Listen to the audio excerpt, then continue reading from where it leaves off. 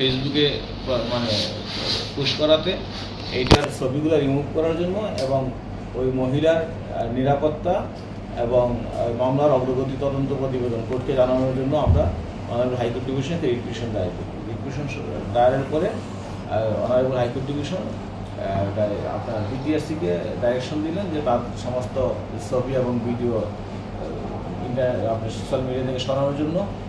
আর আপনার অন্যান্য রেসপন্ডেন্ট যারা আছেন সবাইকে বলেন তারা যার যে দায়িত্ব আছে সেটা লিখিতভাবে কোর্টকে জানানোর জন্য। তার মধ্যে পুলিশ সুপারের দায়িত্ব ছিল মামলার অগ্রগতি জানানো এবং তার নিরাপত্তার ব্যাপারটা জানানোর জন্য। 14 তারিখ সেটা লিখিতভাবে দেওয়ার কথা ছিল। 14 তারিখ ওনারা লিখিতভাবে কোনো প্রতিবেদন দেন নাই। রাষ্ট্রপক্ষে লার্নেড ডিজি 1 উইকস টাইম নিলেন। তারপরে এটা এই রবিবারে আবার আসলো। রবিবারে ওনারা আবার নট টুডে টুমোরো নিলেন। তারপর আজকে আসলো।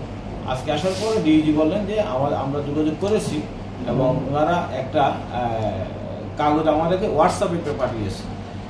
কোর্ট বললেন যে হোয়াটসঅ্যাপে কোনো কাগজ পাঠাতে হবে না, সেটা তো আমরা যেহেতু বলেছি দেওয়ার জন্য ওনারা তো লিখিতভাবে কোর্টকে দিবেন এবং অলরেডি 3 তারিখ পার হয়ে গেছে। ওনারা কেন আসছেন না, কেন দিলেন না, সেটা ওনাকে আগস্টের 12 তারিখ কোর্টে হাজির হয়ে ব্যাখ্যা দিতে বলেছে।